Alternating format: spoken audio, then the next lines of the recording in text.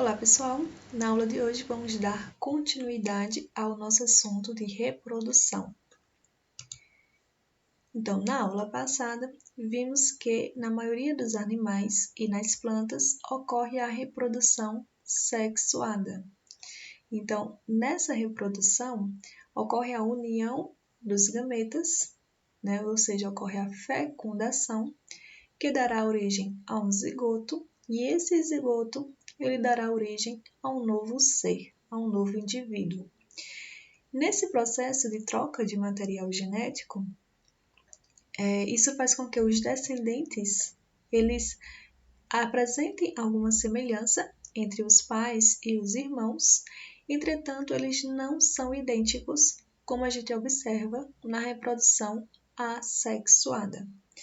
Então, nos animais, o gameta masculino ele é chamado de espermatozoide e o gameta feminino é chamado de ovócito. E existem dois tipos de fecundação na reprodução sexuada.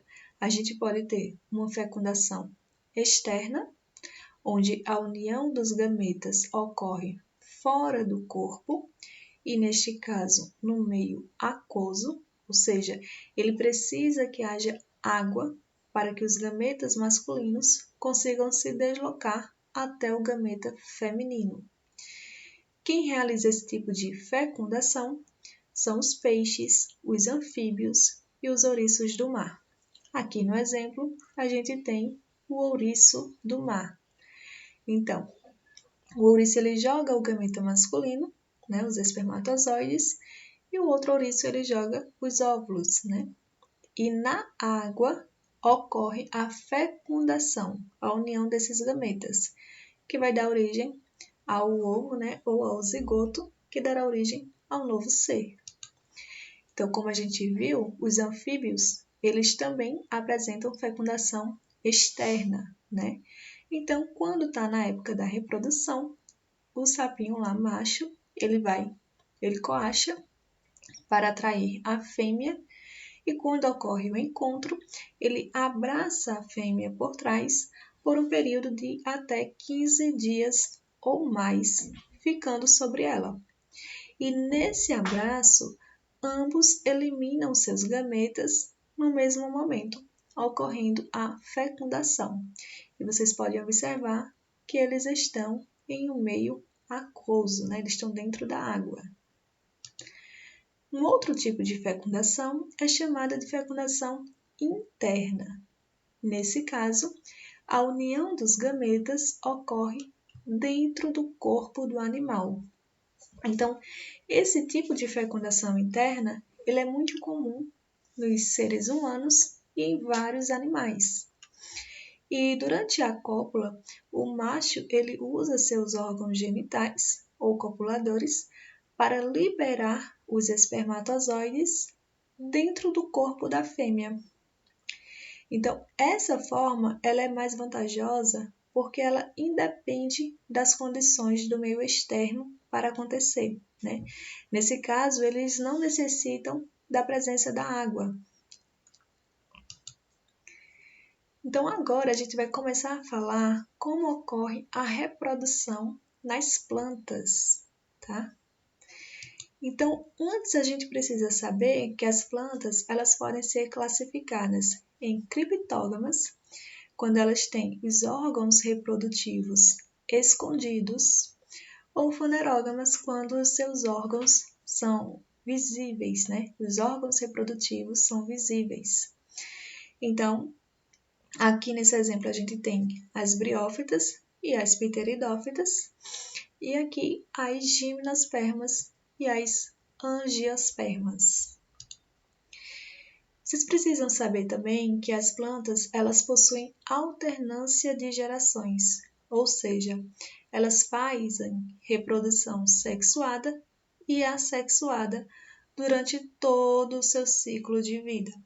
Então, aqui os esporófitos, eles produzem os esporos na fase assexuada e os gametófitos, eles produzem os gametas aqui na fase sexuada. Então, aqui a gente tem as briófitas, as pteridófitas, as gimnospermas e as angiospermas. Vai da classificação mais simples, né, na evolução, até a mais complexas. Então, aqui em amarelo, a gente tem o gametófito. E aqui, em azul, a gente tem o esporófito. E a gente vai começar falando como ocorre a reprodução nas briófitas, tá? Então, as briófitas, elas são representadas, né, pelos musgos. E elas foram as primeiras plantas terrestres. E elas dependem, até hoje, da água do ambiente para que ocorra a sua reprodução. Então, isso limita a sua ocupação a ambientes úmidos. Essas plantas, como eu falei, elas possuem, né, alternância de gerações. Então, a gente tem uma geração que se reproduz sexuadamente, origina descendente, que se reproduz assexuadamente e origina um descendente, que se reproduz sexuadamente e assim sucessivamente. Então, a gente, como eu já disse, a gente tem os esporófitos, que produzem os esporos, tá? E os gametófitos, que produzem os gametas. Aqui nas briófitas, essa fase aqui do gametófito é a fase duradoura. Então, é aquela fase onde a planta vai permanecer por mais tempo, tá? Isso no caso das briófitas, tá bom? Nas outras plantas, a gente vai ver que a fase duradoura são os esporófitos, tá? E aqui no caso, o esporófito, ele vai aparecer e desaparecer. E também ele só vai ocorrer no gametófito feminino, tá? Então, aqui a gente tem, ó, em vez o gametófito e aqui os esporófitos, tá? E como é que ocorre essa reprodução nas briófitas? Bem, na fase assexuada, né, esses esporófitos aqui, eles vão dar origem aos esporos. Esses esporos, eles caem no solo, germinam e geram novas plantas, plantas masculinas ou femininas. Nessa fase sexuada, as plantas masculinas, elas produzem os gametas masculinos, que são os anterozoides. E as plantas femininas produzem os gametas femininos, que é a oosfera. Então, com a chuva, né, com o auxílio da água, o gameta masculino, ele alcança o gameta feminino, que é imóvel. E aí ocorre a fecundação, né, que vai dar origem a um embrião. Esse embrião, ele formará um novo esporófito, né? Por isso que ele ocorre apenas na planta feminina, que possui esse esporófito. E aí, esse esporófito vai lançar lá os esporos, que caem no solo, germinam e dão origem a nova planta, e assim continua esse ciclo reprodutivo, tá?